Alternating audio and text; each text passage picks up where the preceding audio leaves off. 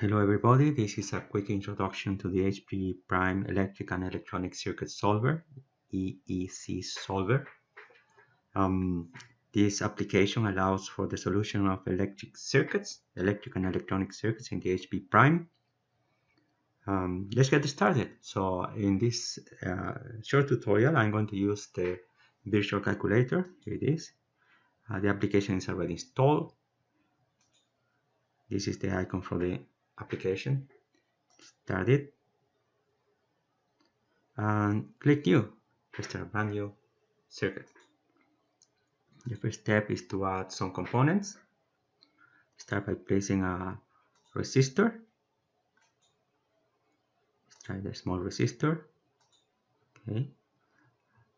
I want the resistor to be vertical, so if you press R, or optionally you can say Edit, Rotate, you can change the orientation of the resistor and many other components by that matter. Now I am going to move these fields so they look nice. So come over here, select this one, and go to Shift mode. Press the Shift key, and it shows Shift here. And now we can drag the part value all over the place. Let's put it there. We can do the same with the reference designator. Escape, Enter. There it is. Select the part. Let's get out of Shift mode. Select the whole part and say Properties. And you can edit both fields. You can change the reference designator and you can change the value. Let's change the reference designator. Say it is R1. Okay, 1 kilo ohm is okay for this example. Now we have one resistor there. Let's unselect it. What I'm going to do is copy it.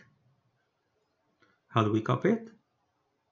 Select the component, enter Shift mode, and click Copy, this button over here, View Copy button. To paste it, go to where you want to paste the copied element. Press Shift, paste. There it is. I'm going to move it. It's too close to the other one. That's better. Unselect it or get out of Shift mode and say Properties. Escape. Come here. Select it again. Say Properties, and I'm going to change that to R2. There it is. Okay, so two resistors, same value, different reference designators. Now I'm going to wire it. This unselected. What I do to wire it is go to the first pin, this one over here, and you can say place wire, move to the other pin and click wire again, and that places a wire. Let's put a voltage source here. Say part, sources, voltage source. Okay, that's good. Enter Shift mode. Remember, in Shift mode we can move parts around. If we are not in Shift mode, when we do that, what we do is we drag the workspace around.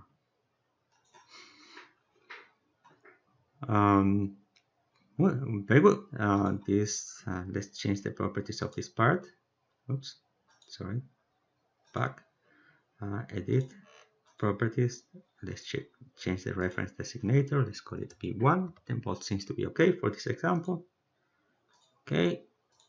And now let's put some extra wires there to connect the power supply, the voltage source to the two resistors. So say back, place, wire. Oops, I don't want a wire there. Say escape. I want a wire from here to here, from there to here, from there to here, from here to here, from there to here, and from here to here. There we go. Every circuit must have a reference node.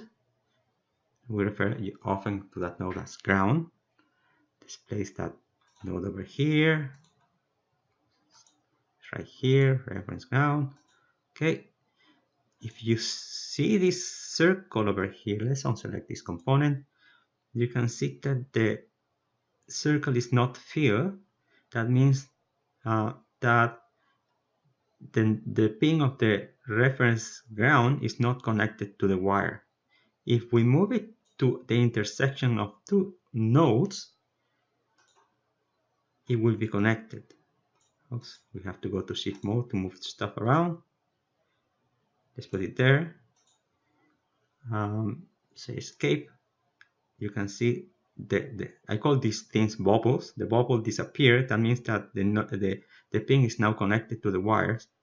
But I don't want it. I don't want to connect my ground there. I want it. I want my ground over here. Okay, sometimes let's do this then. You can do undo. There it is. I want it here. So to connect it to the wire, I just place a junction. Done. No problem. So my ground is nicely placed there. Now the circuit is complete. We can simulate it, but we cannot see any outputs because we don't have any indicators. Of course, we can see the outputs from the simulator, but it's convenient if we can put the outputs in the circuit itself. So let's do that. So say part and circuit elements. Just click voltage indicator. Let's move that thing around. Go to shift mode, up, up, up. Let's move it over here, and we can rotate it so it's vertical. We can move this. Let's select this part and back, edit, properties. And I don't want to show the reference reference designator for the voltage indicator, so I'm going to hide it. It's gone. And this is where the voltage for this element will be displayed. I want to move it around. We're in shift mode, no problem, so we can drag it, put it over it. There, that's a good spot. Now select the whole part and move it so it looks okay, and connect it to the rest of the circuit. Let's get out of shift mode, come over here, back, place, wire from there to here, wire, from there to there, from here, wire, wire. This is not connected, so it needs a junction. This is connected, but the junction looks nice, so let's put a junction over there.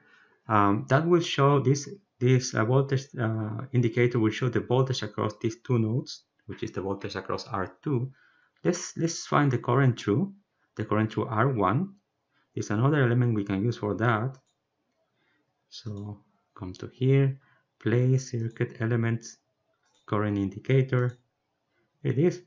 So this indicator will display where this question mark is the current through resistor R1. So this indicator is associated with this component via the reference designator. Okay, the circuit is ready to solve, but before we do that, let's save it. Save as, and I'm going to call this circuit, let's call it tutorial 1, that's a good name.